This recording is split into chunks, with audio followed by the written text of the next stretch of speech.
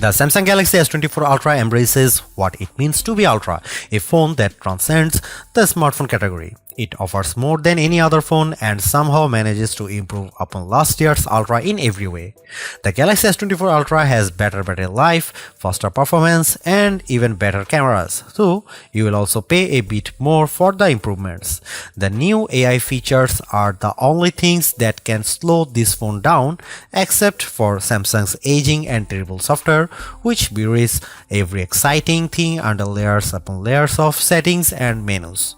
When you see the Ultra in action, it's worth the price, and some features are downright magical, but there's more room than ever for improvement at the top.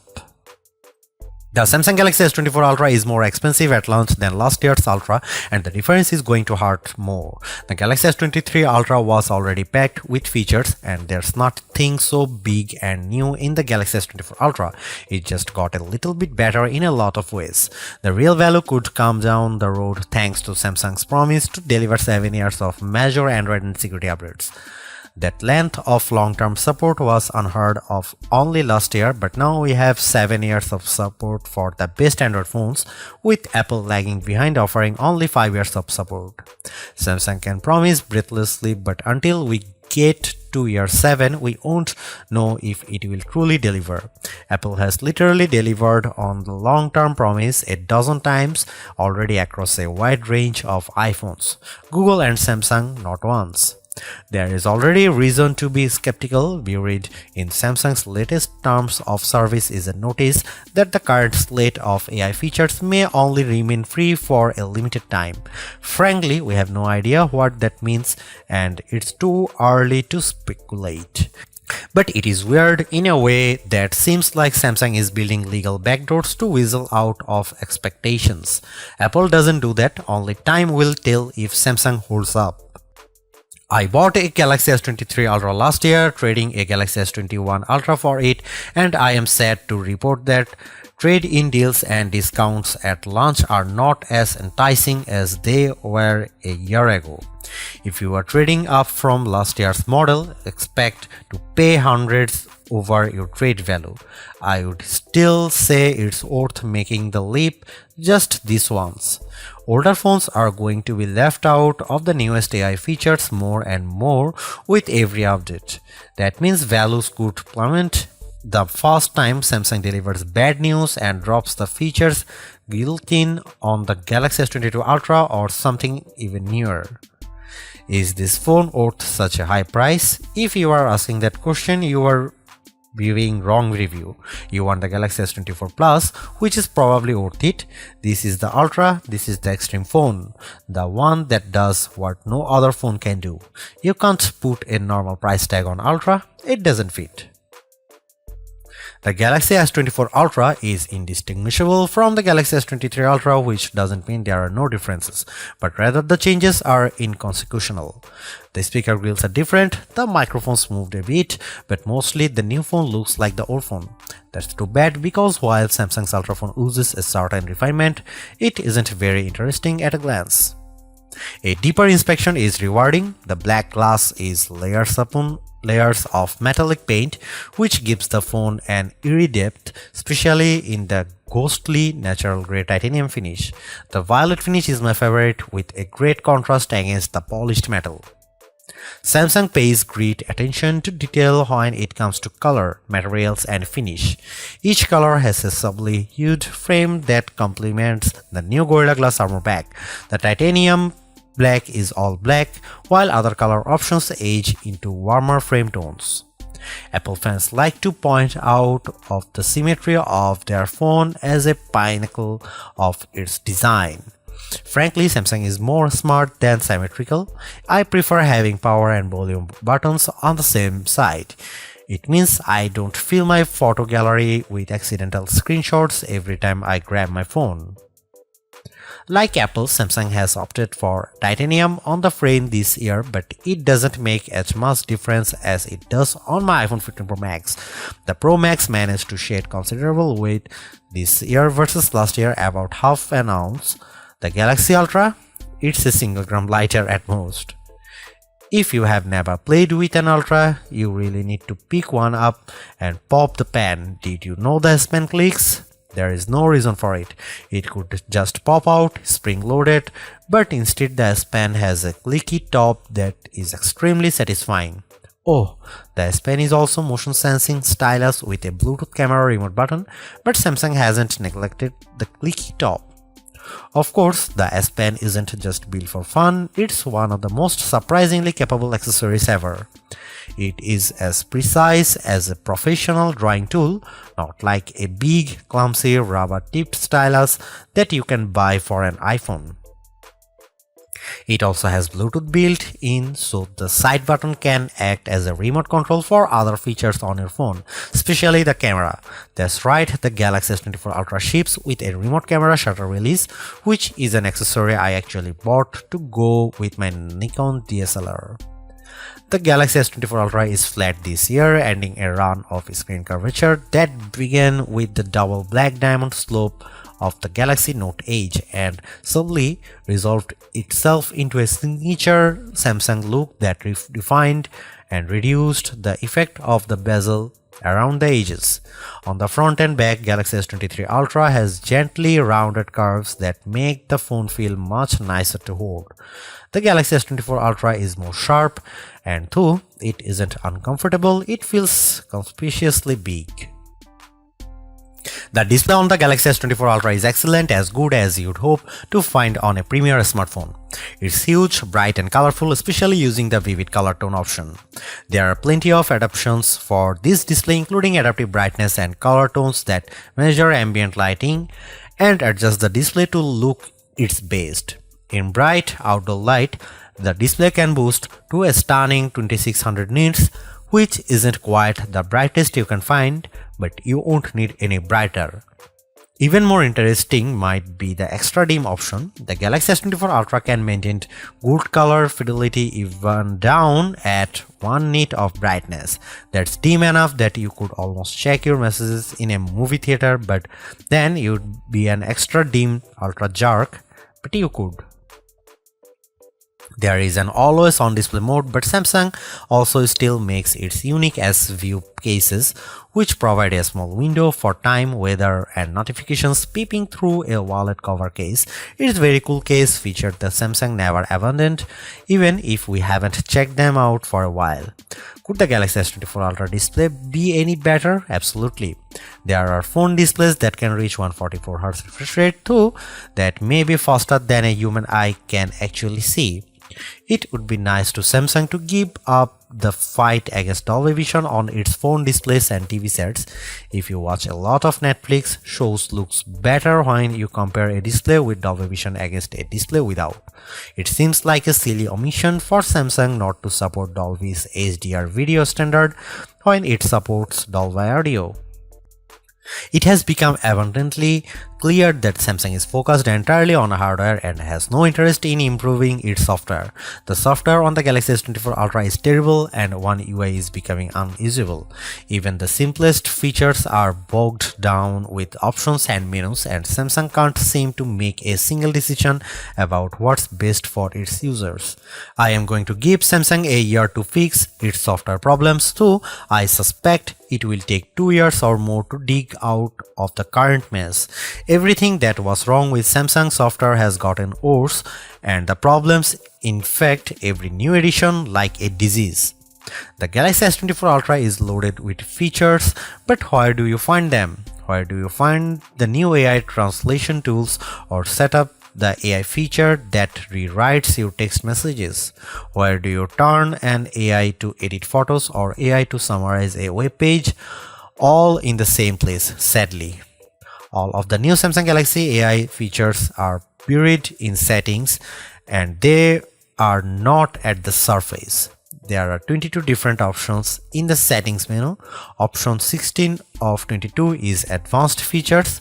Tap on this, you will find advanced intelligence, which isn't actually what AI standards for, is it? In any case, that's where Samsung has hidden all the cool new features for its flagship smartphone under the 16th setting option, 3 layers down. I have talked to Samsung about this and they recognize that it's a problem. Features are hidden, everything gets buried in settings as if that is a place we expect to find features as disparate as wireless power sharing, parental controls for children, and always on display widgets. In a feeble attempt to inform users about everything the phone can do, the Galaxy S24 Ultra will occasionally bubble up messages and suggestions for things to try. Sadly, Samsung phones are overloaded with messages and suggestions. Galaxy phones will infamously serve you an advertisement on your brand new Galaxy phone, imploring you to buy that brand new Galaxy phone. That's not how you educate people. Take it from me, a former high school teacher, if you simply tell your users about a new feature once you haven't taught them to use it. Samsung needs to take a big step back and figure out how to encourage users to try features they will enjoy. Samsung also needs to remove the features that aren't being used and hide the ones that don't need to be visible. As for the new AI features, they are a mixed bag of amazing magic and useless doggerel. If you get a chance to use the AI translation on a phone call, it's like science fiction. It feels like you have stuck a babblefish into your ear and you are living in a fantasy future. Samsung could write "Don't panic" on the phone and ship it with a towel. Other AI features are useful, but only to a point. The AI writing style feature can adapt your text messages to a variety of different styles, including a professional tone and more playful messages, replete with emojis and hashtags. In practice, the differences were not very useful, and I mostly just stuck with what I had written. Samsung also overpromised on this feature. I distinctly remember reps saying the phone would convert my words to Shakespeare, but I have seen nothing like this on my S24 Ultra. These writing style and translation features are built into the Samsung keyboard, so they work across multiple apps. Unfortunately, Samsung has utterly broken its software keyboard during my test period. I had some of the worst trouble with autocorrect and an on-screen keyboard that I have ever had. The keyboard would often capitalize words in the middle of a sentence for no reason. Even worse, it would autocorrect partial words and automatically insert some nonsensical phrase or string of characters into my typing. While typing contractions, most keyboards are smart enough to insert the apostrophe, but on the Samsung keyboard, the autocorrect tried to insert whole new words after my contraction. It was making up content out of context, and it was completely wrong. When I went back to change the error, the keyboard was quite unfriendly. While the Apple iPhone keyboard assumes that a backspace after autocorrect means the autocorrection was bad, the Samsung keyboard sticks to its guns and makes changing errors incredibly tedious. I suspect that if I am diligent with the Samsung keyboard and I keep correcting all of its elementary errors, I will eventually teach to it right properly. I don't have time for this. I'm not sure how Samsung broke its keyboard so badly, but it's terrible and needs an immediate update. The Galaxy S23 Ultra was our overall best camera phone of last year, so rumors that Samsung would be dropping the optical zoom from 10x to 5x set off a flurry of concern. The 10x zoom was the standout feature on the Galaxy S23 Ultra. Aside from the 200 megapixel sensor, the two zoom lenses, the 100x digital astrophotography, the AI image enhancements, and everything else the phone could do. Still, it's odd for Samsung to take a step backwards, especially where specs are concerned. Let's start with the Galaxy S24 Ultra's 5x zoom lens. Samsung has not taken a step backwards, more a step sideways. The Galaxy S24 Ultra still has the best zoom camera you can find on a smartphone. It's better than the Galaxy S23 Ultra's 10x zoom, and it's much better than the 5x zoom you will find on the iPhone 15 Pro Max most of the time, like when you are really using the zoom to its full extent. When you zoom in to 10x or even 100x, the Galaxy S24 Ultra produces images with better color and much better dynamic range than the Galaxy S23 Ultra. Where the older camera made images look flat, you will see more depth and shadow with the Galaxy S24 Ultra. What you won't see is plenty of detail. Samsung has sacrificed the fine details in images for better overall quality. It's good trade. Those 10x and 100x zoom images from the S23 Ultra look terrible. Sure, you could make out some details, but they are mixed with noise and blur like a virtual chopped salad. On the Galaxy S24 Ultra, you won't see as much, but you will be happier sharing those photos because they actually look like good pictures rather than police evidence. Check out some camera sample from Galaxy S24 Ultra and some comparison between Galaxy S24 Ultra, S23 Ultra or iPhone 15 Pro Max.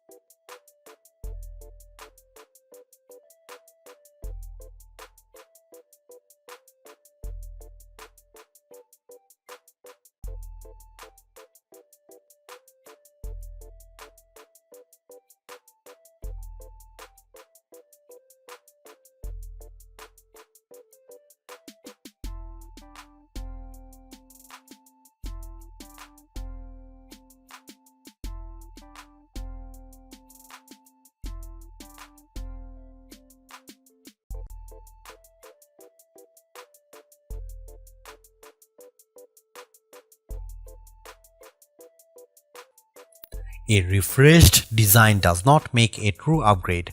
New features, new technology, and lifestyle enhancing alternations do.